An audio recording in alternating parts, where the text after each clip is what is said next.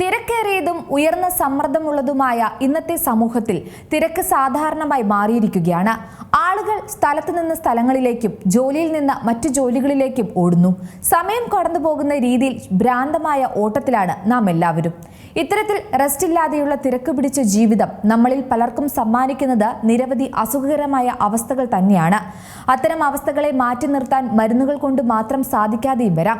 മാത്രമല്ല, തിരക്ക് പിടിച്ച ജീവിത രീതിയിൽ ഓരോ നിമിഷവും നിങ്ങൾക്ക് ഓർമ്മയും ഏകാഗ്രതയും ഉറക്കവും താൽക്കാലികമായെങ്കിലും നഷ്ടപ്പെട്ടതുപോലെ തോന്നിയിട്ടുണ്ടോ? എന്ത് കാര്യം ചെയ്താലും അതിലൊന്നിലും ഉറച്ചു നിൽക്കാതെ മനസ്സ് അലയുന്നത് പോലെ തോന്നിയിട്ടുണ്ടോ? പ്രത്യേകിച്ച് എന്തെങ്കിലും കാര്യങ്ങളെക്കുറിച്ച് നിങ്ങൾ ചിന്തിക്കുകയാണെങ്കിൽ കാട് പോലെ ചിന്തിക്കും. പക്ഷേ ഒരു കാര്യവുമില്ല. അത്തരം ചിന്തകൾക്ക് ഒരു വ്യക്തതയും ഇല്ലാതിരിക്കുന്ന പോലെയും ഉണ്ടാകാം. ചുരുക്കത്തിൽ പറഞ്ഞാൽ, ഇന്നത്തെ കാലത്ത് പറയുന്നത് പോലെ ഒന്നിനും ഒരു മൂഡില്ലാതിരിക്കുക. അതായത് ഒന്ന് എല്ലാ കാര്യങ്ങളും ഒന്ന് ആക്റ്റീവായി ചെയ്യാൻ പോലും പറ്റില്ല. എന്നാൽ അങ്ങനെ കരുതിയാൽ പോലും നടക്കാതിരിക്കുന്ന ഒരു അവസ്ഥയും ഉണ്ടാകാം.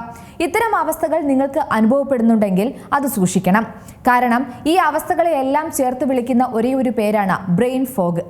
എന്നാൽ അത്രയധികം ആശങ്കപ്പെടേണ്ട അവസ്ഥയില്ലെങ്കിലും ഈ സാഹചര്യം വല്ലാതെ തന്നെ നമ്മെ അസ്വസ്ഥതപ്പെടുത്തും.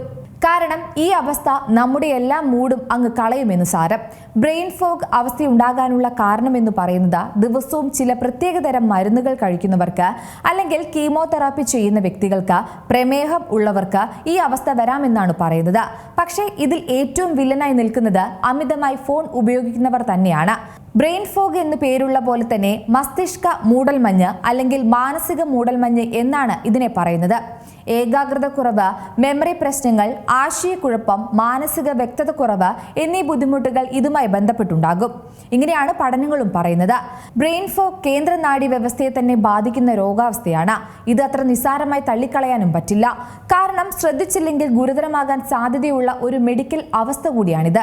അതായത് നിങ്ങളുടെ ദൈനംദിന ജീവിതത്തിൽ മാനസികമായ ക്ഷീണം, ആശയക്കുഴപ്പം തുടങ്ങിയ പ്രശ്നങ്ങൾ തുടർച്ചയായി ഉണ്ടായാൽ നിസ്സാരമായി കാണരുത്. ബ്രെയിൻ ഫോഗ് ബാധിച്ചു തുടങ്ങിയിട്ടുണ്ടെന്നാണ് ഈ രോഗാവസ്ഥയെ നമുക്ക് സംശയിക്കാവുന്നത്. കൂടാതെ പ്രത്യേകിച്ച് ഒരു കാര്യത്തിലും കൂടുതൽ ശ്രദ്ധ കേന്ദ്രീകരിക്കാൻ കഴിയാതെ വരിക, ഏകാഗ്രത കുറവ്, ഓർമ്മ പ്രശ്നങ്ങൾ തുടങ്ങിയവയും ബ്രെയിൻ ഫോഗിന്റെ പ്രധാന ലക്ഷണങ്ങളായി പറയുന്നവയാണ്. വളരെ സാധാരണയായി ഉണ്ടാകുന്ന രോഗാവസ്ഥയാണെങ്കിലും ആരും ഇത് അത്ര കാര്യമാക്കാറില്ല. ഒന്നുറങ്ങിക്കഴിഞ്ഞാൽ മാറുമെന്നാണ് ചിന്തിക്കുക. എന്നാൽ ഇങ്ങനെ പറഞ്ഞ് അവഗണിക്കുന്നത് അത്ര ശരിയല്ല. പക്ഷേ മറക്കരുത്, ഇത്തരം അവസ്ഥയെ നിസ്സാരമായി കാണുന്ന കാര്യം വളരെ ഗുരുതരമാണ്.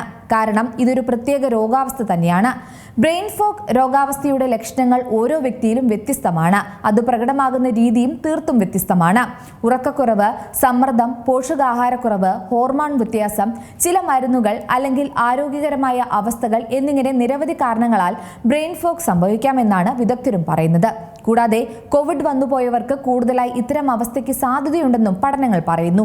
ഇതുമായി ബന്ധപ്പെട്ടുള്ള ഒരു പരിഹാര മാർഗം നിർദ്ദേശിച്ചിരിക്കുകയാണ് ഓസ്ട്രേലിയയും US-ലെയും ശാസ്ത്രജ്ഞർ. അതായത് 65 മുതൽ 80 വയസ്സുള്ളവരിൽ ഒരു പഠനം നടത്തി. അതായത് വിശദമായ പരീക്ഷണങ്ങളും.